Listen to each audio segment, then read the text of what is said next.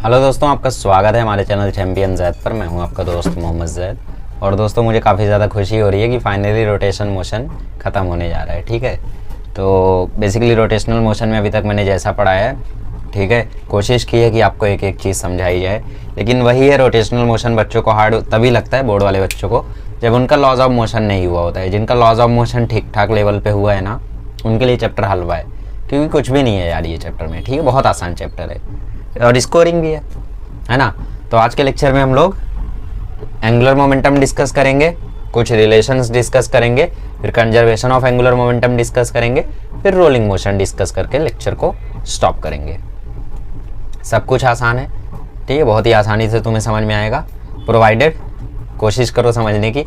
ऐसा मत समझ के देखो, कभी भी लेक्चर में बैठा करो ना तो कॉन्फिडेंस में बैठा करो। मैं हमेशा बोलता हूँ कि आप ये मत सोचा करो यार आज का लेक्चर समझ में आएगा या नहीं। तुम ये सोचा करो कि आज के लेक्चर के बाद तुम्हारा ये हो जाएगा, फिर बचेगा क्या। मतलब बेसिकली जैसे हम जब पहले पढ़ते थे, ठीक है, तो हम क्या सोचते थे कि जैसे आज सर हमें सुपरपोजिशन ऑफ वेव पढ़ा देंगे, फिर हमारा बचेगा ऑसिलेशन और थर्मोडायनेमिक्स बचेगा और वेव ऑप्टिक्स बचेगा। ऐसा हम सोचते थे। क्यों सोचते थे? क्योंकि हमें कॉन्फिडेंस होता था कि आज सर पढ़ा देंगे, आज ही हमें समझ में आ जाएगा। तुम क्या सोचते हो? पता नहीं समझ में आएगा या नहीं। ऐसा नहीं सोचने का।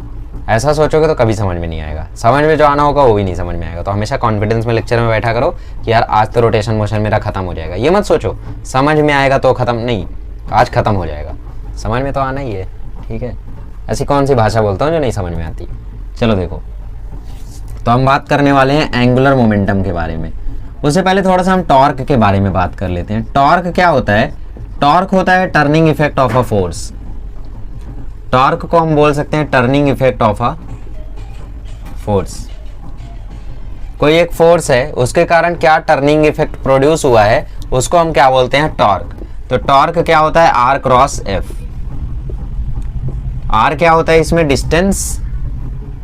Distance between the force applied and the centre, या फिर आप लोग इसको ऐसे बोल सकते हो कि यार एक्सिस से लेके distance of the force applied. ठीक है, मतलब बेसिकली परपेंडिकुलर डिस्टेंस आप लोग बोल सकते हो आर को। ठीक है, परपेंडिकुलर डिस्टेंस फ्रॉम एक्सिस। ठीक है, जैसे मान लो ये आपके घर का दरवाज़ा है, ठीक है, और यहाँ पे लॉक है।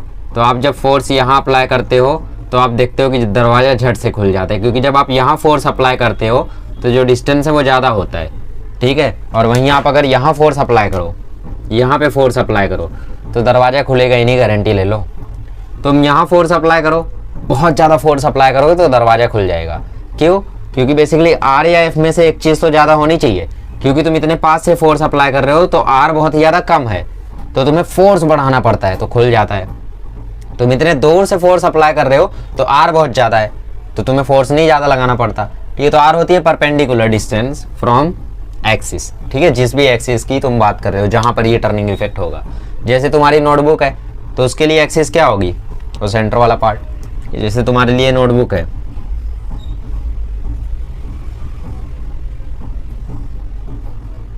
ठीक है, तो बेसिकली इसके लिए एक्सिस क्या होगा? ये। तो जब आप पढ़ने पलटते हो या बुक क्लोज करते हो, तो जब आप यहाँ से बुक क्लोज करते हो, यहाँ ऊपर से बुक क्लोज करते हो, आसानी से क्लोज होती है। कभी कोशिश करना यहाँ नीचे से बुक क्लोज करने की, नहीं होगी, गारंटी देता हूँ नहीं होगी। थोड़ा सा ऊपर करके करोगे हो जाएगी, पर बहुत ज़्यादा फोर्स लगाना पड़ेगा। तो बेसिकली वो जो टर्निंग इफेक्ट आता है फोर्स का, उसे हम क्या बोलते हैं? उसे हम बोलते हैं टॉर्क। तो टॉर्क इज इक्वल टू होता है आर क्रॉस एफ, क्योंकि क्रॉस प्रोडक्ट है तो ये आता है आर एफ साइन थीटा। ठीक है, तो फोर्स का जो टर्निंग इफेक्ट होता है उसे हम क्या बोलते हैं? टॉर्क। बेसिकली फोर्स का मोमेंट भी इसे हम बोलते हैं। इसे हम क्या बोलते हैं? इसे हम मोमेंट ऑफ अ फोर्स भी बोलते हैं। फोर्स के मोमेंट को हम क्या बोलते हैं? टॉर्क बोलते हैं। ठीक है, ठीक है, तो टॉर्क आप लोगों को समझ में आ गया, एग्जाम्पल भी समझ में आ गया कि भाई दरवाज़ा खोलते हैं, बुक पलटते हैं। ठीक है, ऐसे आप कपल सुने हो आप लोग? कपल बेसिकली जब हम लोग दो अपोजिट डायरेक्शन में टॉर्क लगाते हैं, जैसे बॉटल का ढक्कन खोलते हुए। ठीक है, या आप टैप खोल रहे हो, नल का टैप आप कैसे खोलो? बेसिकली जो टैप आते थे ना, अब पता नहीं वो टैप अब आते हैं या नहीं, क्योंकि अब तो भाई ज़्यादातर में बटन प्रेस करना होता है, या तो हाथ लगा दो वहीं पे आ जाता है ना। होटल में तो अब ऐसा ही रहता है जहाँ भी जाओ। बेसिकली पहले के टैप्स जो ऐसे वाले होते थे, टोटी। ठीक है, ये नल है, यहाँ से पानी गिर रहा है, तो हम लोग जब इसको ऐसा टैप ओपन करना होता था तो हम ऐसा दूर से करते थे, जितना दूर से करोगे उतना कम फोर्स लगाने से हो जाएगा, क्योंकि बेसिकली वो डिपेंड करता है टॉर्क पे, ठीक है, तुम कितना टॉर्क लगा रहे हो उस पर डिपेंड करता है। तो जैसे तुम डिस्टेंस को ज़्यादा रख रहे हो, फोर्स कम रख रहे हो तो काम हो जाएगा, लेकिन अगर तुम डिस्टेंस कम रख रहे हो तो फोर्स तुम्हें ज़्यादा रखना पड़ेगा ऑब्वियसली। मतलब जैसे तुम टैप को यहाँ से ओपन करने की कोशिश कर रहे हो तो ये देखो डिस्टेंस बहुत ज़्यादा कम है, तो तुम्हें फोर्स बहुत ज़्यादा लगाना पड़ेगा, लेकिन हो जाएगा, ठीक है। तो ये होता है हमारा टॉर्क। टॉर्क क्या होता है? Basically moment of a force होता है, टर्निंग इफेक्ट ऑफ फोर्स होता है। फोर्स लगाने से जो टर्निंग इफेक्ट प्रोड्यूस होता है उसे हम बोलते हैं टॉर्क, ठीक है। आ गया समझ में? ठीक है, ओके। अब हम बात करते हैं एंगुलर मोमेंटम की। उससे पहले लीनियर मोमेंटम की चर्चा हो जाए। लीनियर मोमेंटम क्या होता है? चलो एंगुलर मोमेंटम बताते समय बताता हूं।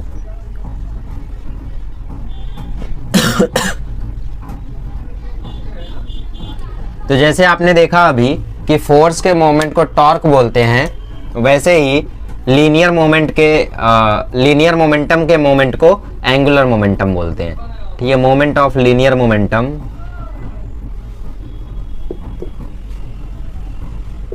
इज कॉल्ड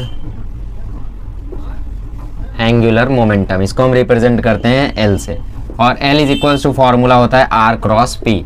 सेम वही चीज है, जैसे पिछले बार आर क्रॉस एफ था वैसे ही अब की बार आर क्रॉस पी है। पी क्या है? लीनियर मोमेंटम, ठीक है। पी का फॉर्मूला क्या होता है? मोमेंटम का फॉर्मूला क्या होता है? पी हमारा है लीनियर मोमेंटम, ठीक है। लीनियर मोमेंटम, लीनियर मोमेंटम क्या होता है हमारा? पी, ठीक है। और पी का फॉर्मूला क्या होता है? M V. मतलब बेसिकली मोमेंटम होता क्या है? जैसे मतलब मैं आपको एक एग्जांपल दूं कि आपको मैंने एक छोटे पत्थर से बहुत ही तेजी से फेंक के मारा, ठीक है, तो मैंने वेलोसिटी याद रखी, मास कम रखा, फिर भी आपको तेजी से चोट लगी तो मोमेंटम ज़्यादा हुआ, ठीक है, मोमेंटम ज़्यादा हुआ, ठीक है। अब मैंने एक बड़ा पत्थर लिया और धीरे से आपके ऊपर ऐसे रख दिया, बड़ा पत्थर लिया और धीरे से ऐसे रख दिया, ठीक है। तो बेसिकली मास ज़्यादा, वेलोसिटी कम, लेकिन फिर भी मोमेंटम ज़्यादा। अब मान लो मैंने एक हल्का सा पत्थर लिया और आप मेरे सामने खड़े हो, ऐसे मैंने हल्के से आपकी तरफ फेंका, ये तो मास भी कम, वेलोसिटी भी कम, मोमेंटम भी कम, कुछ फर्क नहीं पड़ेगा, ठीक है। तो बेसिकली ये क्या होता है? हम लोगों का मोमेंटम होता है, linear momentum, that is MV, ठीक है। अब इसी को जब आप लोग सर्कुलर टर्निंग इफेक्ट वगैरह में बात करने लगोगे तो वहां पे हम इसे बोलेंगे लीनियर मोमेंटम, वहां पे हम इसे क्या बोलेंगे? एंगुलर मोमेंटम, ठीक है। जब आप एक इसको एंगुलर के केस में बात करने लगते हो, एंगुलर वैल्यूज के बारे में बात करने लगते हो, तो उसे हम क्या बोलते हैं? Angular momentum. और एंगुलर मोमेंटम किसके इक्वल होता है? आर क्रॉस पी के, ठीक है, ओके। और P को अगर मैं एम वी लिख दूं तो ये L इक्वल टू होता है एम वी क्रॉस आर के, ठीक है, एम वी क्रॉस आर के इक्वल होता है, इसीलिए L equal to R P sine theta भी होता है और L equal to M V R sine theta भी होता है, ठीक है। Basically M R cross V होगा, ये आर क्रॉस पी है तो आर क्रॉस वी होगा, ठीक है, एम आर क्रॉस वी, ठीक है। वैसे वी क्रॉस आर लिखते हैं बट ठीक है, डायरेक्शन एंटी क्लॉकवाइज क्लॉकवाइज वो चेंज हो जाएगी। तो M V R sine theta इसका फॉर्मूला हो जाता है, क्योंकि क्रॉस प्रोडक्ट है, और यहाँ पे आर पी साइन थीटा हो जाता है, ठीक है, ओके। तो ये हो गया हमारा एंगुलर मोमेंटम। मतलब लीनियर मोमेंटम का जो मोमेंट है उसे हम क्या बोलते हैं? उसे हम बोलते हैं एंगुलर मोमेंटम। मतलब बेसिकली जैसे लीनियर मोमेंटम जहाँ पे अप्लाई हो रहा है उससे आर डिस्टेंस पे आप जो मोमेंटम निकालते हो उसको हम एंगुलर मोमेंटम बोल देते हैं, ठीक है, ओके। तो एंगुलर मोमेंटम आपको समझ में आ गया होगा। अब हम देखते हैं रिलेशन बिटवीन क्या देखेंगे। उससे पहले L इक्वल टू, मान लो साइन थीटा 1 है तो L इक्वल टू हो जाएगा एम वी आर। मैं जानता हूँ V इज इक्वल टू होता है आर ओमेगा, ठीक है, यहाँ रख देता हूँ M R omega R, V की जगह मैंने रख दिया आर ओमेगा, तो ये हो जाएगा एम ओमेगा आर स्क्वायर। तो ये भी एंगुलर मोमेंटम का एक फॉर्मूला है, M omega R square. Note कर लो सबको, M omega R square, M V R sine theta, M V R R P sine theta, M omega R square sine theta, सब नोट कर लो, ठीक है, ओके। तो ये हो गया हमारा एंगुलर मोमेंटम का फॉर्मूला, ओके। चलो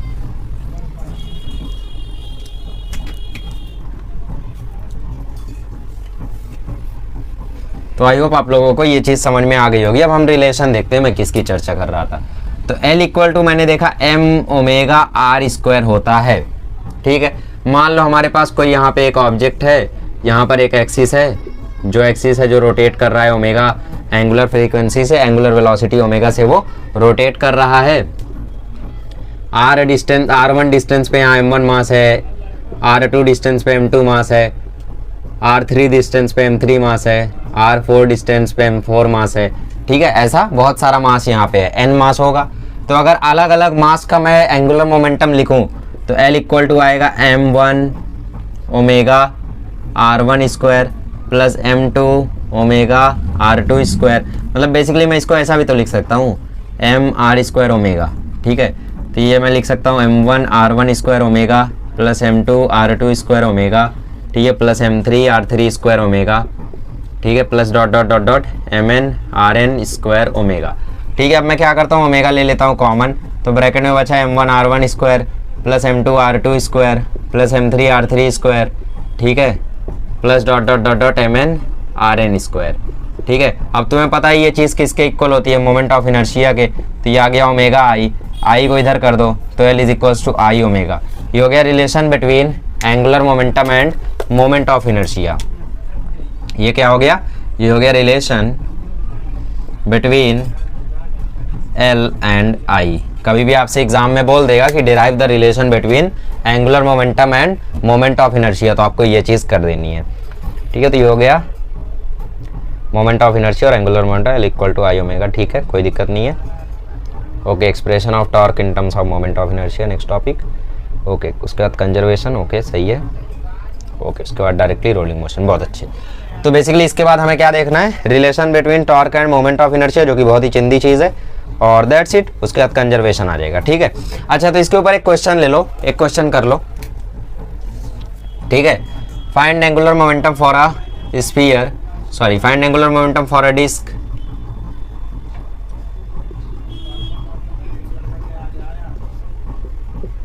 of mass 2 kg and radius 1 meter rotating with omega is equals to, या फिर हाँ ओमेगा इक्वल टू 2 रेडियन पर सेकंड। ठीक है, तो एंगुलर मोमेंटम तुम पता करो। कैसे पता करोगे, सबसे पहले तुम चीज़ देखो तुम्हें क्या क्या दिया है। तुम्हें डिस्क का मास दिया है, रेडियस दिया और ओमेगा दिया है। तो कभी भी अगर तुम्हें ऐसे क्वेश्चन में रेडियस और मास देना तो मैक्सिमम चांस है तुम्हें मोमेंट ऑफ इनर्शिया निकालना है।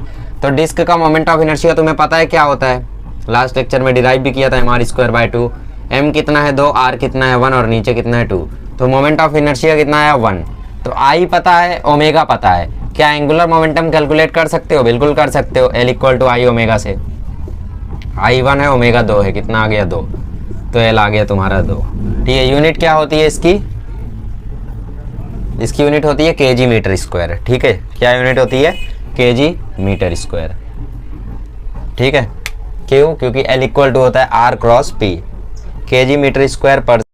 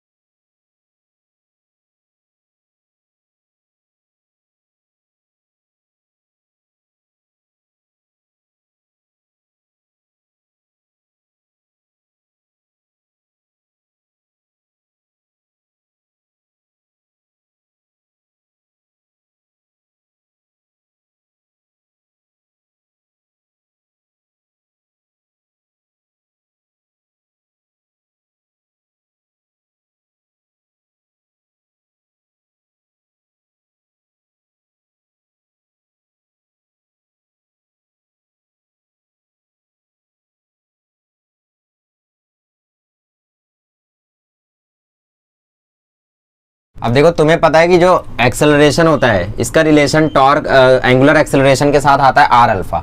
AT इक्वल टू आता था ना आर अल्फा, टेंजेंशियल एक्सेलरेशन का रिलेशन। तो बेसिकली वही है यहाँ पे।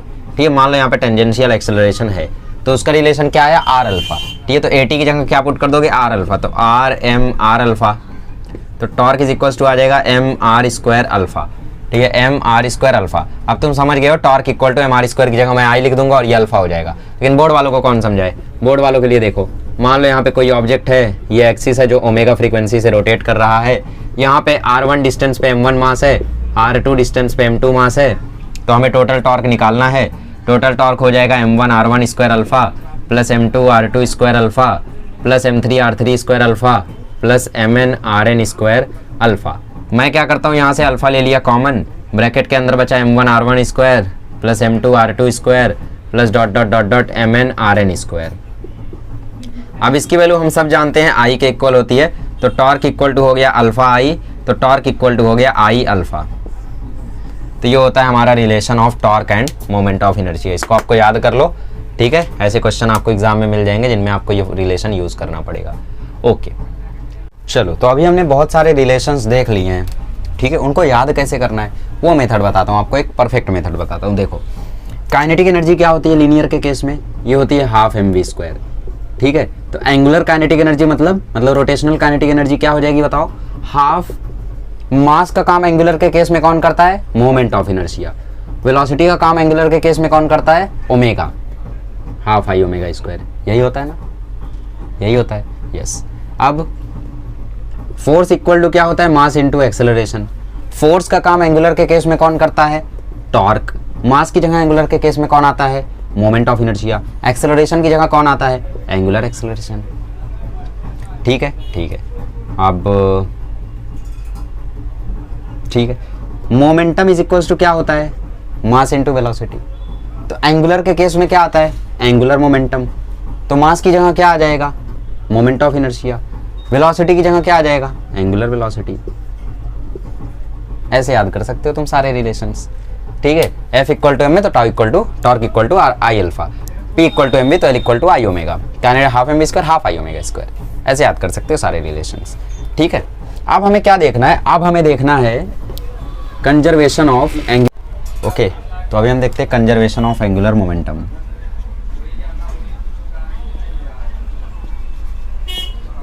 कंजर्वेशन ऑफ एंगुलर मोमेंटम हमें क्या कहता है कि बेसिकली जब तक कोई एक्सटर्नल टॉर्क एक्ट ना करे, ठीक है। कंजर्वेशन ऑफ मोमेंटम क्या कहता था, कंजर्वेशन ऑफ मोमेंटम कहता था जब तक कोई एक्सटर्नल फोर्स एक्ट ना करे तब तक मोमेंटम इनिशियल और फाइनल सेम होता है।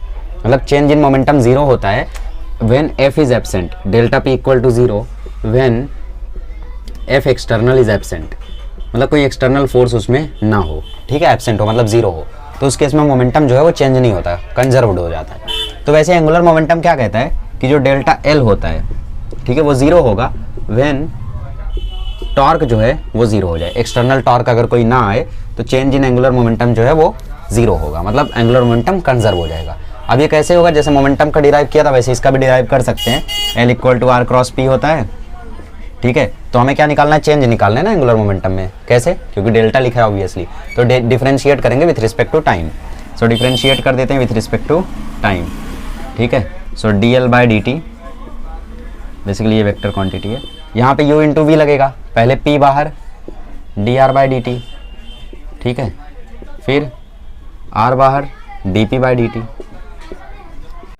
ओके, तो अभी देखो ये क्या हो जाएगा, p D R by D T हम क्या जानते हैं, वेलोसिटी होता है। D R by D T obviously velocity होती है, प्लस r डॉट। अब देखो बहुत कम लोगों को पता होगा कि जो फोर्स होता है वो D P by D T होता है। सबको पता है फोर्स मास इंटू एक्सेलरेशन ना, फोर्स होता है D P by D T. ये बेसिकली तुम्हारा फोर्स है, ठीक है। Since v is equal to होता है D R by D T and f equal to होता है D P by D T, D P by D T. Okay, अब क्या करता हूँ, मोमेंटम को मैं लिख लेता हूँ फॉर्मूले में। मोमेंटम का फॉर्मूला क्या होता है, मास इंटू वेलोसिटी। तो ये हो गया मास इंटू वेलोसिटी, क्रॉस था ना, cross v, v cross v हो गया, और यहाँ पे r dot m cross a हो गया, ठीक है। f क्या है यहाँ पे, मास इंटू एक्सेलरेशन, या r क्रॉस f रहने दो, डॉट कहाँ से आ रहा है यार, क्रॉस था ना यहाँ पे, तो ये क्रॉस आएगा, ये भी क्रॉस आएगा, तो ये क्रॉस आएगा यहाँ पे, तो इसको r क्रॉस f रहने दो, ठीक है, ठीक है। तो बेसिकली v क्रॉस v क्या हो जाएगा, सेल्फ क्रॉस प्रोडक्ट क्या होता है, जीरो होता है। v को v के ही साथ क्रॉस कर दोगे तो क्या हो जाएगा, जीरो हो जाएगा, तो ये हो गया जीरो। r क्रॉस क्या f क्या होता है, टाउ होता है, तो d l by D t equal to क्या आ रहा है, d l by D t equal to आ रहा है टाउ के, ठीक है। तो मैंने वही बोला, जब टॉर्क एक्सटर्नल देयरफॉर जब जीरो हो जाएगा, जब टॉर्क एक्सटर्नल जो है वो जीरो हो जाएगा तो d l by D T zero हो जाएगा, ठीक है, ठीक है। तो इससे हमें क्या समझ में आया, इससे हमें ये समझ में आया कि जो D l by D T है वो किसके इक्वल है, वो टॉर्क के इक्वल है। और ये वैल्यू आनी थी, ये वैल्यू आनी थी। क्यों पता है, क्योंकि तुम जानते हो कि जो फोर्स होता है वो dp बाई dt के इक्वल होता है। मतलब फोर्स जो है वो लीनियर मोमेंटम के चेंज के इक्वल होता है। तो इसीलिए जो एंगुलर केस है फोर्स का, कौन है, टॉर्क, वो लीनियर मोमेंटम की जगह एंगुलर मोमेंटम के इक्वल आएगा। तो dp बाई dt की जगह आ गया dl बाई dt, फोर्स की जगह आ गया टॉर्क। अगेन वही रिलेशन लग गया जो लग रहा था कब से, ठीक है। तो इसीलिए कहते हैं when external torque is absent, और एक्सटर्नल टॉर्क तब तक एब्सेंट होगा जब तक आप पे कोई फोर्स नहीं लग रहा होगा, ठीक है, क्योंकि टॉर्क इक्वल टू होता है आर क्रॉस एफ। जब तक आर नहीं है, सॉरी, जब तक एफ नहीं है तब तक कोई टॉर्क नहीं है। ओके, तो when torque external equal to zero, DL equal to zero, therefore delta L equal to zero, ठीक है। तो कंजर्वेशन ऑफ एंगुलर मोमेंटम वही कहता है कि change in angular momentum zero होगा जब एक्सटर्नल टॉर्क जीरो होगा। इसके दो एग्जांपल्स आपको दिए हुए हैं। पहला है बैलेट डांसर वाला, ठीक है, और दूसरा आप लोगों को दिया हुआ है डाइविंग वाला, डाइविंग इन अ स्विमिंग पूल। डाइविंग इन अ पूल लिख देता हूँ, बाकी आप समझ सकते हो। दो केस आपको दिया हुआ है। अब इसमें इन्होंने क्या एक्सप्लेन करने की कोशिश की है मैं एक बार समझा देता हूँ, और उससे पहले मैं देख लेता हूँ अगर कोई पॉइंट छूट गया हो तो, ठीक है। एल हो जाता है कांस्टेंट, ठीक है, एल होता है आई ओमेगा की इक्वल, ठीक है, ओमेगा 2 पाई एन, ओके ओके।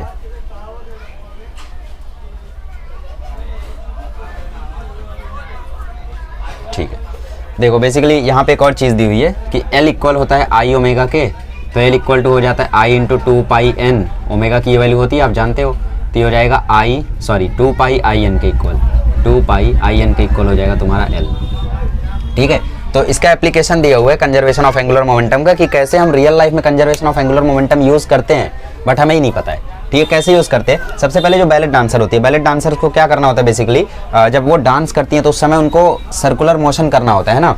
तो कभी वो स्मॉलर सर्कल में डांस करती हैं, कभी वो लार्जर सर्कल में डांस करती हैं, ठीक है। तो जब वो स्मॉलर सर्कल में डांस करती हैं, ठीक है, जब वो स्मॉलर सर्कल में डांस करती हैं तो उस केस में क्या होता है, एल इक्वल टू क्या होता है, एल इक्वल टू होता है आई ओमेगा, है ना। तो जब स्मॉलर सर्कल में वो डांस कर रही है तो ओमेगा बढ़ जाता है। क्यों बढ़ जाता है, क्योंकि वी इक्वल टू होता है आर ओमेगा, तो ओमेगा हो जाएगा वी बाय आर। तो आर घटा, स्मॉलर सर्कल में डांस कर रही है तो आर घटा तो वी बढ़ा, ठीक है, ओके। तो L equal to I omega में क्या होता है, जब एंगुलर फ्रीक्वेंसी बढ़ जाती है तो एल भी बढ़ जाता है, एंगुलर मोमेंटम भी बढ़ जाता है। तो इसकी वजह से उसको बैलेंस करने के लिए क्या करती है, सारी बैलेंस डांसर्स एक साथ आ जाती हैं जब वो स्मॉलर सर्कल में डांस कर रही है। अगर सब साथ में आ जाएंगी तो उससे क्या होगा, मोमेंट ऑफ इनर्शिया घट जाएगा, मोमेंट ऑफ इनर्शिया कम हो जाएगा, और मोमेंट ऑफ इनर्शिया कम हो जाएगा तो एंगुलर मोमेंटम भी बैलेंस हो जाएगा। तो जब ओमेगा बढ़ता है तो आई घट जाता है, आई बढ़ता है तो ओमेगा घट जाता है, ठीक है। और वहीं दूसरा एग्जांपल दिया, जब वो लार्ज सर्कल में जाती है तो अकेले जाती हैं, ठीक है। और साथ ही में उन लोग, मतलब आपने देखा होगा शो वगैरह में कि मतलब बैले डांसर्स ऐसा करती है, देखो अपने एक पैर को उठा के अपने एक हाथ से पकड़ लेती हैं, है ना। एक पैर को उठा के अपने वो डांसेस देखे होंगे, एक पैर से पकड़ लेंगे और फिर ऐसे ऐसे ऐसे ऐसे डांस करते हैं ना, मतलब ऐसा सर पे हाथ रख लेंगे और ऐसा रोटेट करना शुरू करेंगे। तो उससे क्या होता है, जब वो अपना पैर ऐसे उठाते हैं तो बेसिकली वो आर की वैल्यू को बढ़ाते हैं, आर की वैल्यू को बढ़ाते हैं और अपने आप को क्या करते हैं, बैलेंस करते हैं, ठीक है। तो उससे क्या होता है, एंगुलर मोमेंटम जो है वो कंजर्व रह जाता है, ठीक है, ओके। तो ये हो गया बैलेट डांसर वाला एग्जांपल। अब आपने स्विमिंग पूल वाले में देखा होगा कि जब भी कोई डाइव करता है तो डाइव करते समय वो अपनी बॉडी को मोड़ लेता है। क्यों, क्योंकि अगर वो सीधा रखेगा, ठीक है, अगर वो सीधा रखेगा तो बेसिकली वो उतने फ्री नहीं फील करेगा, बेसिकली उसको मतलब ऐसा लगेगा कोई फोर्स उस पर लग रही है ना। तो बेसिकली जब भी कोई डाइव करता है तो वो अपने आप को पूरा सिकोड़ लेता है। तो जब वो अपने आप को पूरा सिकोड़ लेता है तो मोमेंट ऑफ इनर्शिया कम हो जाता है। क्यों, क्योंकि आर कम हो जाता है, इसकी वजह से स्पीड तेज हो जाती है, फिर वो तेजी से नीचे जाने लगता है। क्योंकि आई घटा है तो ओमेगा बढ़ेगा, एल इक्वल टू क्या है, आई ओमेगा है, आई ओमेगा है, तो इसका मतलब क्या है भाई कि अगर आई घट रहा है तो ओमेगा बढ़ना चाहिए। क्यों, क्योंकि जो स्विमिंग पूल पे कूद रहा है उसको कोई टॉर्क एक्सटर्नल तो है नहीं, एक्सटर्नल टॉर्क तो उसके ऊपर कोई लग नहीं रहा है, और अगर एक्सटर्नल टॉर्क उसके ऊपर नहीं लग रहा है तो मोमेंटम जो है वो कंजर्व रहना चाहिए, मतलब मोमेंटम बैलेंस होना चाहिए। तो तुम अगर कोशिश करके अपना आई कम करोगे तो तुम्हारा ओमेगा बढ़ जाएगा, ओमेगा बढ़ेगा मतलब लीनियर वेलोसिटी बढ़ जाएगी, ठीक है। इसलिए जब वो अपनी बॉडी को सिकोड़ लेता है तो आई कम हो जाता है, आई कम होता है इसलिए वो तेजी से पूल में गिरता है। फिर जब अपनी बॉडी को खोल लेता है मतलब आई बढ़ा लेता है तो ओमेगा घट जाता है, तो वो धीरे धीरे पूल में गिरता है। ठीक है, तो ये सब रियल लाइफ एग्जांपल्स है। मैं चाहिए तो साइड में डेमोन्स्ट्रेट कर दूंगा या फिर मैं आपको लिंक वगैरह दे दूंगा, वहां से आप लोग इसका डेमोन्स्ट्रेशन समझ सकते हो। ठीक है, फिलहाल आपको एल के 3-4 फॉर्मूले याद कर लेने हैं। एल का पहला फॉर्मूला आपको ये याद कर लेना है, एल का दूसरा फॉर्मूला आपको MVR याद कर लेना है, और एल का तीसरा फॉर्मूला आपको m⍵² याद कर लेना है। ठीक है, आइए क्वेश्चन नंबर एग्जाम्पल नंबर 1.8 को थोड़ा सा हम लोग सॉल्व करते हैं। A spherical water balloon is revolving at 60 RPM। ठीक है, तो मान लेते हैं यहाँ पे हमारे पास एक स्फेरिकल बलून है और ये क्या कर रहा है, अपने एक्सिस पे 60 RPM से रिवॉल्व कर रहा है। तो 60 RPM आपको बेसिकली फ्रीक्वेंसी दे रखी है, ठीक है। बट हम जानते हैं कि एसआई यूनिट्स में हमें आरपीएस लेना पड़ता है। तो 60 आरपीएम रेवोल्यूशन पर मिनट या रोटेशन पर मिनट है, लेकिन हमें इसे पर सेकंड बनाना है, तो 60 से डिवाइड कर देंगे तो ये आ जाएगा 1 आरपीएस। ठीक है, ठीक है। अब क्या हुआ, जब ये रिवॉल्व कर रहा था स्फेरिकल बलून, तो बेसिकली इसके अंदर कुछ कुछ पानी था। तो ऑब्वियसली आप अगर बलून को ऐसे ऐसे घुमा रहे हो और उसके अंदर पानी है, ये, और अगर उसका मुंह बंद नहीं है तो उसमें से कुछ ना कुछ वाटर जरूर लीक आउट हो जाएगा। तो वाटर लीक हो गया, अब वाटर लीक होगा तो बलून छोटा भी हो जाएगा, है ना। वाटर लीक हो गया और बलून इतना बचा। तो क्वेश्चन में बोल रहा है कि भाई 48.8% वाटर जो था वो लीक आउट हो गया।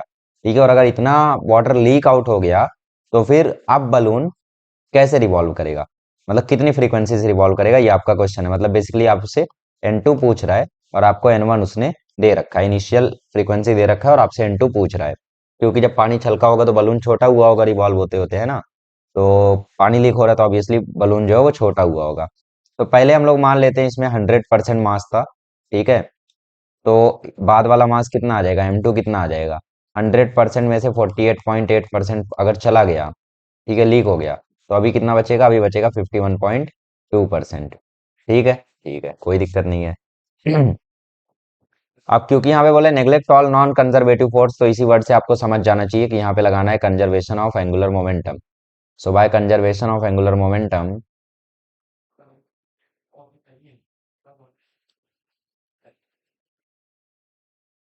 ठीक है, एंगुलर मोमेंटम का कंजर्वेशन करा दो, I1 omega 1 equal to I2 omega 2। ठीक है, अच्छा। अब यहाँ पे देखो आई की बात हुई है, तो स्फेरिकल बलून है, तो बेसिकली वो मोमेंट ऑफ इनर्शिया क्या होता है स्फीयर का, वो होता है 2/5 mr², है ना। बट अगर तुम यहाँ पे ध्यान से देख पा रहे हो तो ये मास जो है वो चेंज रहेगा। पहले मास कुछ और था, बाद में मास कुछ और है, तो आई वन हो जाएगा 2/5 m1 r1²। रेडियस भी कम होगा बाद में, पहले रेडियस ज्यादा था क्योंकि पूरा बलून फूला हुआ था, उसमें बहुत सारा पानी था। पानी कम हुआ तो बलून भी छोटा हुआ, बलून छोटा हुआ तो रेडियस भी कम हुआ। तो बेसिकली आई टू क्या हो जाएगा, आई टू हो जाएगा 2/5 m2 r2²। ठीक है, ठीक है, कोई दिक्कत नहीं है। तो हमें मास का तो रिलेशन मिल जाएगा, M1 पता है, M2 पता है, उसका रिलेशन मिल जाएगा। रेडियस का रिलेशन हम कैसे लाएंगे, रेडियस का रिलेशन लाने के लिए हमें डेंसिटी में जाना पड़ेगा, क्योंकि डेंसिटी तो सेम ही रहेगी वाटर की, है ना। बेसिकली ρ1 जो है वो तो ρ2 के ही बराबर रहेगा। तो डेंसिटी क्या होता है, मास अपॉन वॉल्यूम, तो M1/V1 इक्वल टू M2/V2।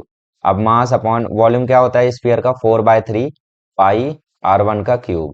ठीक है, M2 है, और वॉल्यूम क्या होता है स्फीयर का, 4/3 पाई R2 का क्यूब। ठीक है, ओके।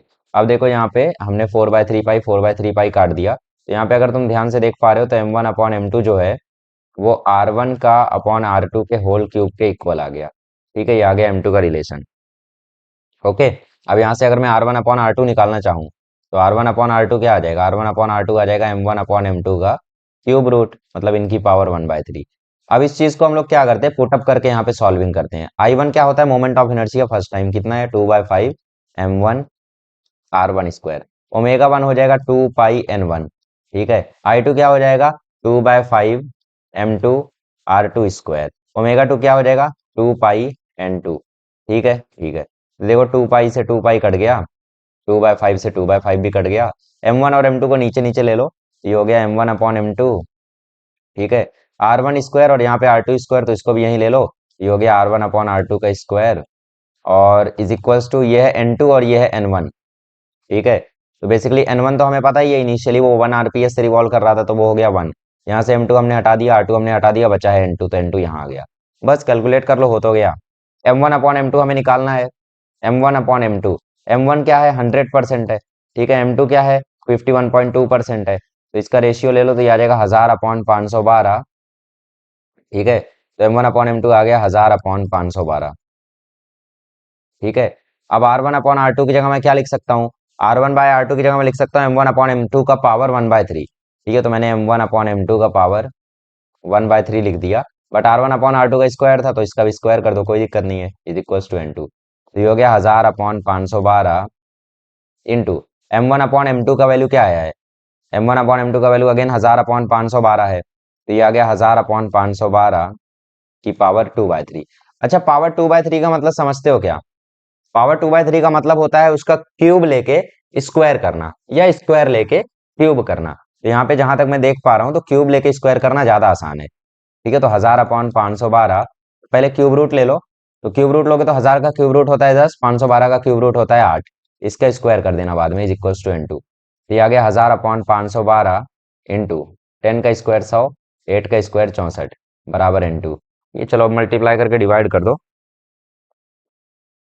तो 1000 इंटू 100 इज इक्वल्स टू पता नहीं कितना, ठीक है, डिवाइडेड बाय 512 इंटू 64, 512 इंटू 64 पहले मैं निकाल देता हूँ, ठीक है, 512 इंटू 64, कैलकुलेटर बेसिकली 32768, ठीक है, नीचे आ गया 32768 और ऊपर आ गया 1 2 3 4 5 is equals to N2, divide कर दो, 1 2 3 4 5 डिवाइडेड बाय 3 2 7 6 8, 3.051 ये हमारा आ गया N2, ठीक है, 3.05, तो बेसिकली इतने हर्ट्ज से या फिर इतने आरपीएस से बाद में उसको रोटेट करना पड़ेगा, ठीक है, अगर पानी कम हो गया इतना तो ये पहला क्वेश्चन था और पहला ही क्वेश्चन खाली हम कर रहे हैं, दूसरा क्वेश्चन बहुत ही ज्यादा चिंदी है, ठीक है, तो उसको आप लोग अपने तरीके से कर लेना, बहुत ही आसान क्वेश्चन था यार, इसमें कुछ भी नहीं था, ठीक है, ओके, तो आई होप आप लोगों को समझ में आया होगा, तो एक बार और देख लेना अगर नहीं समझ में आया तो।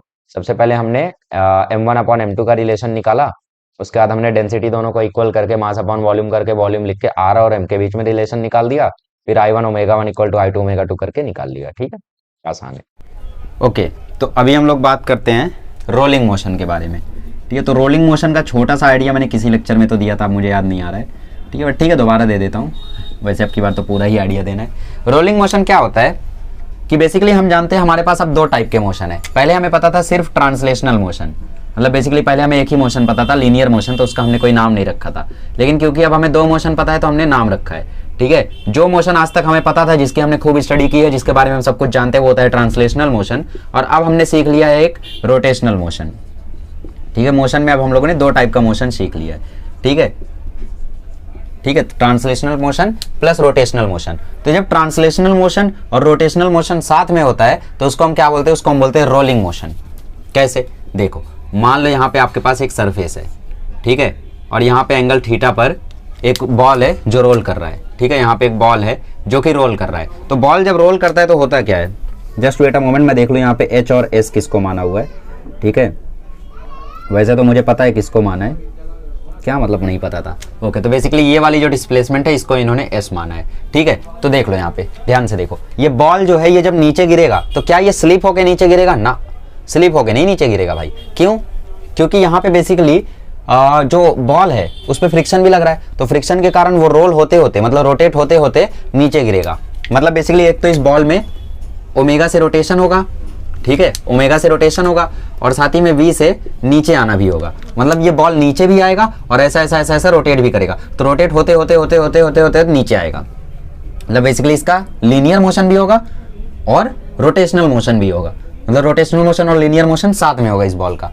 ठीक है, तो इसे हम क्या बोलते हैं, रोलिंग मोशन बोलते हैं, ठीक है, और अगर ये डिस्प्लेसमेंट एस है तो मुझे बताओ इसकी हाइट कितनी है, बताओ हाइट कितनी है, अगर ये एस है तो थीटा के साथ वाला क्या होगा, एस कॉस थीटा, और ये क्या हो जाएगा, ये हो जाएगा एस साइन थीटा, ठीक है, ब्रैकेट इसलिए लगा रहा हूं ताकि कंफ्यूजन ना हो कि भाई एस साइन थीटा में एस एस साइन थीटा क्या है ठीक है, एस साइन थीटा और ये एस कॉस थीटा, ठीक है, एस का कंपोनेंट थीटा के साथ कॉस थीटा और यहाँ पर साइन थीटा, क्लियर क्लियर, चलो अब जिनको ये नहीं समझ में आया यार ये साइन थीटा कैसे हो गया, उनके लिए एक छोटा सा एग्जांपल देखो, बेटा तुम्हें ये पता नहीं है ना, इसको मान लो एक्स, अब मुझे बताओ साइन थीटा क्या होता है, बेटा साइन थीटा होता है अपोजिट अपॉन हाइपोटेनस, तो ये देखो अपोजिट क्या है एक्स, हाइपोटेनस क्या है एस, तो एक्स बराबर क्या आ जाएगा, एक्स बराबर आ जाएगा एस साइन थीटा, समझिए बड़ा ठीक है, याद कर लो यार, ये सब छोटी छोटी चीजें हैं यार, कहाँ कहाँ तुम्हें डाउट रहता है, ठीक है, ये हो गया यस साइन थीटा और ये हो गया यस कॉस थीटा, ये डाउट्स मतलब मुझे तब आते थे जब मैंने क्लासेस को अपने बीच में ज्वाइन किया था 11th में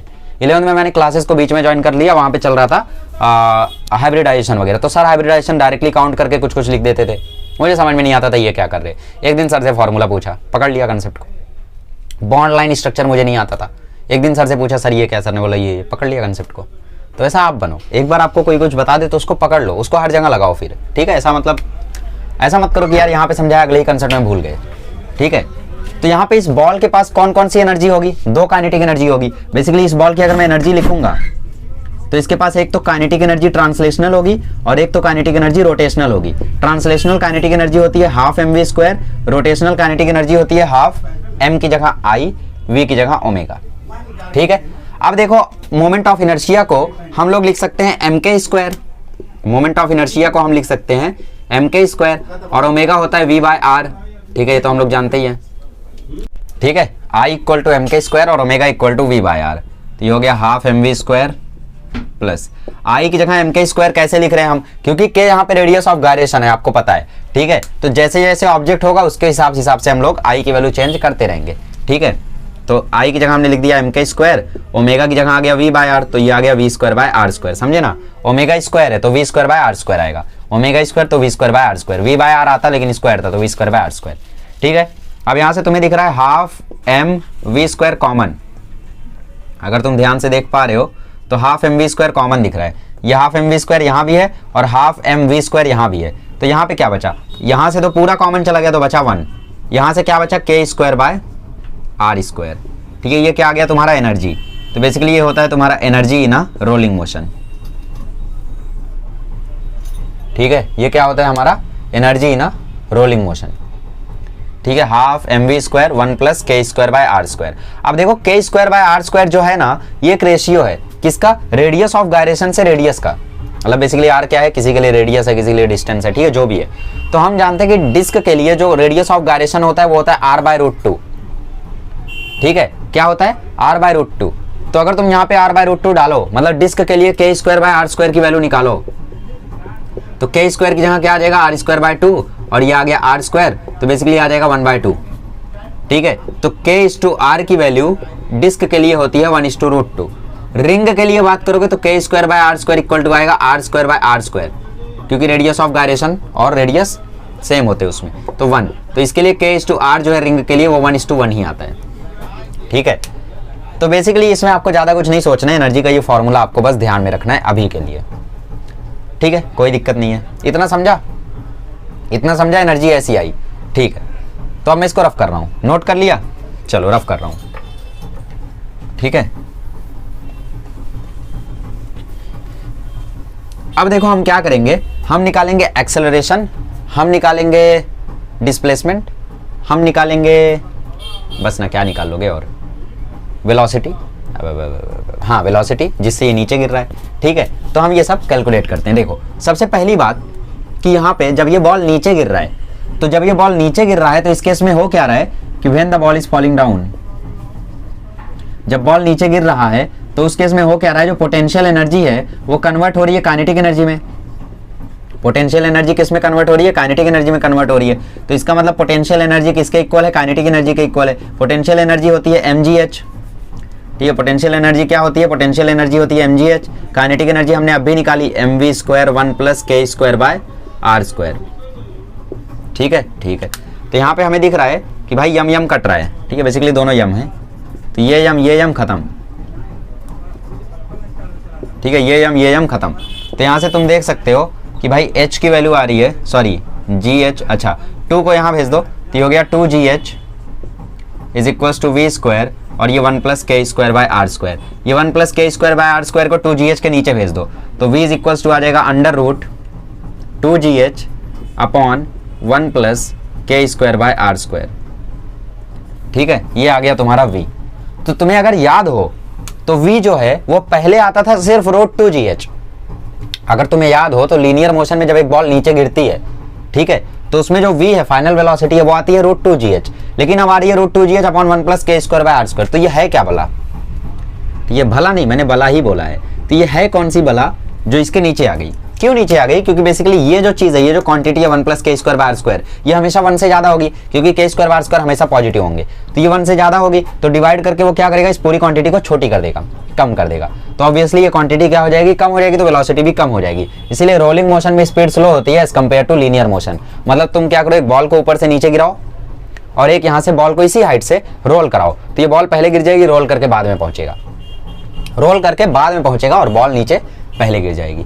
ठीक है, अच्छा एक और चीज, यहाँ पे h की वैल्यू क्या है, h की वैल्यू यहाँ पे s sin थीटा है। ठीक है, h की वैल्यू क्या है यहाँ पे, s sin थीटा है। किस हाइट पर रखा हुआ है बेसिकली वो, तो वो क्या है, s sin थीटा है। यही चीज़ क्या है आपकी एच है, ठीक है। तो एच की जगह क्या आ जाएगा, बार बार एक ही गलती, एस साइन थीटा, ठीक है। तो एच की जगह क्या आ जाएगा, S sine theta, that's it, clear. चलो तो ये क्या हो गया, तुम्हारा वेलोसिटी हो गया। और मैंने क्या बोला था, मैंने बोला था हम निकालेंगे एक्सेलरेशन, ठीक है। ठीक है, तो हमें v मिल चुका है, तो हम v को कहीं यहाँ पे लिख लेते हैं, v is equal to under root 2gh। Basically h हर जगह पे अलग होगा, तो यहाँ पे साइन थीटा ठीक है, बट कहीं और पे कहीं और कुछ और होगा, ठीक है। तो 2gh upon 1 plus K square by are square हमें मिल चुका है, ठीक है। अब हमें क्या निकालना है, अब हमें निकालना है एक्सेलरेशन, ओके एक्सेलरेशन। तो मुझे एक बात बताओ प्यारे बच्चों एक बात बताओ, जब पहले ऐसा प्लैंक होता था और यहाँ से हम लोग एक मास को नीचे गिराते थे तो एक्सेलरेशन क्या आता था, तुम्हें याद आ रहा है? अगर तुमने मुझसे लॉज ऑफ मोशन पढ़ा है तो यहाँ पे जब मास जो रहता था वो जब नीचे आता था तो यहाँ पे फोर्स लगता था mg साइन थीटा, और कुछ यहाँ पे नहीं होता था। तो mg sine theta equal to हम ma करते थे और यहाँ पे यम खत्म हो जाता था और a बराबर आता था g साइन थीटा। बोलो हाँ या ना, मतलब बेसिकली जो एक्सेलरेशन है वो इक्वल आता था g साइन थीटा के। लेकिन क्योंकि यहाँ पे अब मास चौकोन नहीं रहा, अब मास हो चुका है गोला और तू है बहुत भोला, तो इसलिए यहाँ पे अब क्या होगी, रोलिंग होगी। और अगर होगी रोलिंग तो हम नहीं कर सकेंगे पोलिंग, अरे कुछ भी बोल रहा हूँ मैं, ठीक है, और हमें पुलिंग फिलहाल अगर यहाँ पे रोलिंग होगी तो जी साइन थीटा तो नहीं आएगा, क्या आएगा देखते हैं।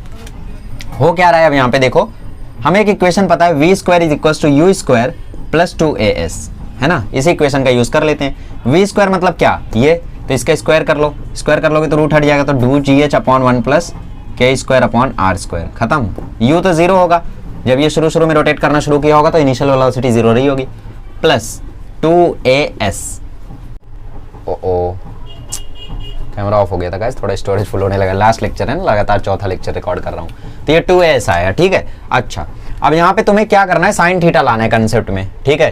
तो तुम्हें s और h का रिलेशन ढूंढना है। तुम्हें पता है h बराबर है s साइन थीटा, ठीक है। तो s बराबर क्या लिख सकते हो, s बराबर लिख सकते हो h बाय साइन थीटा, ठीक है। तो इस h की जगह पे तुम क्या करो, बेसिकली यहाँ से देखो 2 हो गया खत्म, ठीक है।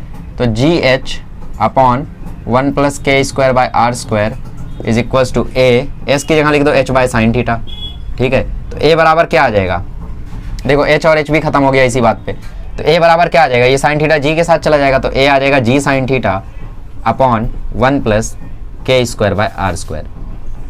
तो लीनियर में क्या आता था, लीनियर में आता था g साइन थीटा, इसमें क्या आ रहा है, g sine theta by 1 plus K square by are square. तो बेसिकली कुछ और नहीं हो रहा है, इसमें भी 1 plus K square by are square वाली क्वांटिटी ने वेलोसिटी कम कर दी, इसमें एक्सेलरेशन कम कर दिया, ठीक है।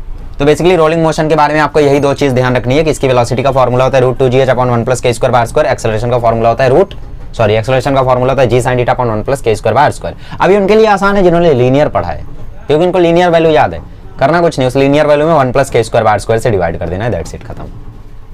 मजा आया। चलो तब रोटेशनल डायनेमिक्स के बारे में थोड़ी मोड़ी जो छोटी छोटी बातें हैं, ठीक है, थ्योरेटिकल, वो मैं आपको लैपटॉप पे बता देता हूँ और इसी के साथ हमारा चैप्टर खत्म हो जाएगा, ठीक है। तो चैप्टर तो ऑलमोस्ट खत्म हो चुका है, लेकिन कुछ छोटी मोटी चीज़ें हैं जो मैं नहीं चाहता छूट जाएं, तो उनको हम लोग यहाँ पे कवर अप कर लेते हैं, ठीक है। तो यहाँ पे क्वेश्चन रिमार्क्स कुछ यहाँ पे दिए हुए हैं, तो इन रिमार्क्स को थोड़ा सा पढ़ लेते हैं। For a rolling object if the expression of moment of inertia is of the form n m are square, the numerical factor n gives the value of k square by are square for that object. मतलब basically यहाँ पे ये क्या कहना चाह रहे हैं कि जैसे किसी का अगर moment of inertia 2/5 M R square है, ठीक है, या किसी का moment of inertia M are square by 2 है, तो इन दोनों केसेस में अगर तुम्हें के स्क्वायर बाय आर स्क्वायर निकालना है तो बेसिकली ये जो 2/5 है ना, यही तुम्हारा के स्क्वायर बाय आर स्क्वायर है। और सही बात भी है, कैसे, यहाँ से जरा के निकालो फिर बताता हूँ कैसे। के स्क्वायर बराबर आ जाएगा 2/5 आर स्क्वायर, स्क्वायर रूट लोगे तो के बराबर आ जाएगा अंडर रूट 2/5 आर, ठीक है। फिर एम आर स्क्वायर बाय 2, तो यहाँ पे एन की वैल्यू ध्यान से देखोगे तो 1/2 हो गई, ठीक है। तो के स्क्वायर बाय आर स्क्वायर की वैल्यू यहाँ पे बेसिकली 1/2 हो गई, तो के स्क्वायर की वैल्यू आर स्क्वायर बाय 2 हो गई, तो बेसिकली के की वैल्यू आर बाय रूट 2 हो गई, है ना। तो अब जनरली निकालते, जनरली जब हम के की वैल्यू निकालते थे कैसे निकालते थे, 2/5 मतलब बेसिकली मोमेंट ऑफ इनर्शिया को हम लोग एम के स्क्वायर के इक्वल पुट कर देते थे, एम से एम कटा रूट लो, के बराबर देखो अंडर रूट 2/5 आर ही तो आ रहा है। ऐसी वो भी निकालोगे तो वो भी ऐसे ही होता है, जैसे यहाँ पे एग्जांपल देके बताया हुआ है। और के स्क्वायर बाय आर स्क्वायर जो होता है वो 1 होता है रिंग और हॉलो सिलेंडर के लिए, ठीक है। इसलिए ये दोनों जो होते हैं इनकी जो एक्सेलरेशन होती है वो सबसे ज्यादा तेज होती है, ठीक है। सबसे जल्दी अगर जैसे क्वेश्चन पूछता है ना कि जैसे एक रिंग को चलाया गया, एक सिलेंडर को चलाया गया, एक रॉड को चलाया गया, एक डिस्क को चलाया गया, सबसे पहले कौन नीचे पहुंचेगा, तो आप लोग वहां से निकाल सकते हो कि भाई जिसका एक्सेलरेशन ज्यादा होगा वही पहले नीचे पहुंचेगा, ठीक है। ऐसे क्वेश्चंस पॉपुलर हैं, देख सकते हो आप लोग, ठीक है। जैसे यहाँ पे देखो K square by are square uniform disc के लिए 1/2 होता है, ठीक है। When a rod rolls it is actually a rolling cylinder. ये बेसिकली क्वेश्चन है, बोला कि जब एक रॉड रोल करता है तो उसको आप लोग एक सिलेंडर की रोलिंग भी बोल सकते हो, ठीक है। कुछ और नहीं बल्कि एक सिलेंडर ही रोल करता है उस समय भी, ठीक है। While rolling, the ratio translational kinetic energy is to rotational kinetic energy is to kinetic total kinetic energy को हम लोग ऐसे रिप्रेजेंट करते हैं, ठीक है। ट्रांसलेशनल काइनेटिक एनर्जी को हम लोग 1 मानते हैं, रोटेशनल काइनेटिक एनर्जी को के स्क्वायर बाय आर स्क्वायर, और इसकी काइनेटिक एनर्जी को 1 plus K square by are square. कभी अगर आपसे रेशियो पूछे किसी के रोलिंग का, मान लो आपसे रेशियो पूछ लिया डिस्क के रोलिंग का, तो आप कैसे निकालोगे? आप ये रेशियो ध्यान में रखोगे, 1:2 K square by are square is to 1 plus K square by are square. तो यहाँ से आप एन की वैल्यू देख रहे हो तो 1/2 है, मतलब बेसिकली के स्क्वायर बाय आर स्क्वायर की वैल्यू क्या है? 1/2 है, ठीक है। तो इसका रेशियो क्या आ जाएगा? 1:1/2 इज टू 1 प्लस 1/2। तो अगर ध्यान से देखो तो इसका रेशियो आ जाएगा 1:1/2 इज टू 3/2। 2 से पूरे में मल्टीप्लाई कर दो तो 2:1:3, ये आ जाएगा रेशियो फॉर डिस्क। जैसे इसने किसके लिए निकाला? इसने निकाला है हॉलो स्फीयर के लिए, तो हॉलो स्फीयर के लिए 3:2:5 आ जाएगा, क्योंकि उसके लिए के स्क्वायर बाय आर स्क्वायर क्या होता है? 2/3 होता है, ठीक है। तो ऐसे निकाला है बेसिकली। यहाँ पे जो 2 था नीचे, उससे मैंने पूरे इक्वेशन में मल्टीप्लाई कर दिया, तो यहाँ 2 हो गया, यहाँ 1 हो गया, यहाँ 3 हो गया, ऐसे, ठीक है। अच्छा, percentage wise 60% of its kinetic energy is translational and 40% is rotational. मतलब बेसिकली यहाँ पे रेशियो, जैसे तुम चेक करो रेशियो, रेशियो क्या है? 2:1:3। इसका मतलब 2 क्या है यहाँ पे? ट्रांसलेशनल है, 1 क्या है? रोटेशनल है, और 3 क्या है? टोटल है, टोटल एनर्जी। तो 2 ट्रांसलेशनल है और 1 रोटेशनल है, तो ट्रांसलेशनल का परसेंटेज आएगा 2/3, और रोटेशनल 1 है, तो रोटेशनल का परसेंटेज आएगा 1/3।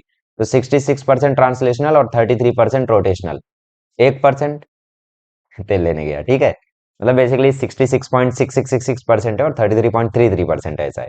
तो वैसे इसने इसमें भी निकाला है, 3:2 है, मतलब 3/5 कर दो, मतलब बेसिकली रेशियो लिया है इसे इसने, ठीक है। तो ट्रांसलेशनल काइनेटिक एनर्जी का परसेंटेज निकालने के लिए क्या करोगे? Translational kinetic energy upon total energy का रेशियो निकाल लोगे, और क्या, ठीक है।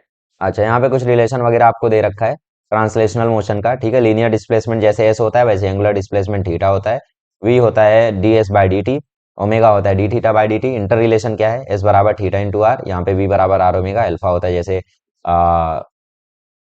जैसे ए टी बराबर आर अल्फा होता है। इन्होंने तो उल्टा ही लिख दिया है, आर अल्फा होता है, बट इन्होंने उल्टा लिख दिया है ना। इसको करेक्ट कर लेना आप लोग।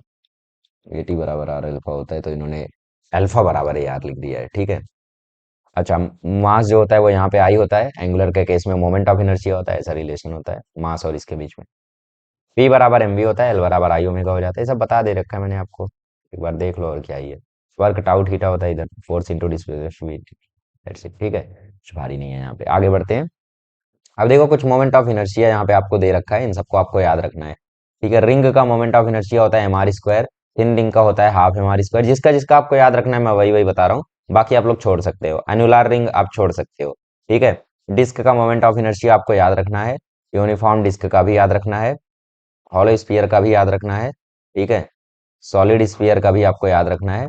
शेल का मोमेंट ऑफ इनर्शिया आप छोड़ सकते हो, इसका आपको याद रखना है, इसका आपको याद रखना है, ये आप छोड़ सकते हो, ठीक है। सॉलिड्स राइट सर्कुलर कोन आपको याद रखना है, और ये भी आपको याद रखना है। तो बेसिकली आपने छोड़ा 5-6 खाली, और बाकी 1 2 3 4 5 6 7 8 9 10 मोमेंट ऑफ इनर्शिया आपको याद रखना है। एक बार मेरे साथ बोलिए, हो सकता है याद हो जाए। रिंग और hollow cylinder M R square, ठीक है। डिस्क का M R square by 2, sphere का 2/5 M R square, uniform disc का एम आर स्क्वायर बाय 4, ठीक है। हॉलो स्पीयर का 2/3 M R square, solid sphere का 2/5 एम आर स्क्वायर, ठीक है। रॉड का एम एल स्क्वायर बाय 3 और 1/12 एम एल स्क्वायर, ठीक है। ऐसे ऐसे आप लोग याद कर सकते हो। और है, हाँ, ये सर्कुलर कोन रहेगा, राइट सर्कुलर कोन का 3/10 एम आर स्क्वायर, और M are square by 2 right circular cone uniform hollow. मतलब बेसिकली अगर हॉलो कोन है, ठीक है, इसको आप विजुलाइज करके याद कर सकते हो। देखो कैसे, बेसिकली जैसे आपका ये हॉलो कोन है, तो इस हॉलो कोन को मैं पिचका सकता हूँ ना। इस हॉलो कोन को अगर मैं पिचका दूंगा, देखो जैसे मेरे पास यहाँ पे ये कोई हॉलो कोन है, इस कोन के ऊपर अगर मैं ऐसे मारूं, ठीक है, अगर मैं ऐसे मारूं और इसको पिचका दूं, तो हॉलो कोन है तो वो पिचक जाएगा। पिचकने के बाद एक डिस्क बन जाएगा, और एक डिस्क जब बन जाएगा तो उसका मोमेंट ऑफ इनर्शिया क्या होता है? एम स्क्वायर बाय 2, इसलिए इसका होता है एम स्क्वायर बाय 2, ठीक है। एक और बार याद करोगे मेरे साथ, ठीक है। अच्छा, रेक्टेंगुलर प्लेट का याद रखना, डायमीटर के एंड से होता है एम एल स्क्वायर बाय 3, बीच से होता है एम एल स्क्वायर बाय 12। तो मेरे साथ एक बार याद करो, hollow sphere 2/3 M R square, ring और hollow cylinder M R square, disc का M R square by 2, solid sphere 2/5 M R square, rod का साइड से ml² by 3, बीच से ml²by 12, ठीक है। राइट सर्कुलर कोन हॉलो mr²by 2, क्योंकि उसको पिचका के हम लोग डिस्क बना सकते हैं। और अगर सॉलिड है तो mr²by 3/10 mr², ठीक है। अच्छा, कुछ छूटा गया? हम्म, हो गया, ठीक है। तो इतना मोमेंट ऑफ इनर्शिया आपको याद रखना है, ऐसे आप लोग याद कर सकते हो। ओके, चलो, तो इसी के साथ हमारा rotational motion finally finally complete होता है। अब अगले लेक्चर में मिलेंगे तो हम लोग फ्लूइड्स तो नहीं, कुछ और शुरू करेंगे, ठीक है। सुपरपोजिशन ऑफ वेव पढ़ा चुका हूँ। अच्छा, इससे पहले मैंने डाल दिया, जो भी है पढ़ाते रहेंगे, ठीक है। चलिए, मिलते हैं अगले लेक्चर में। Thank you so much.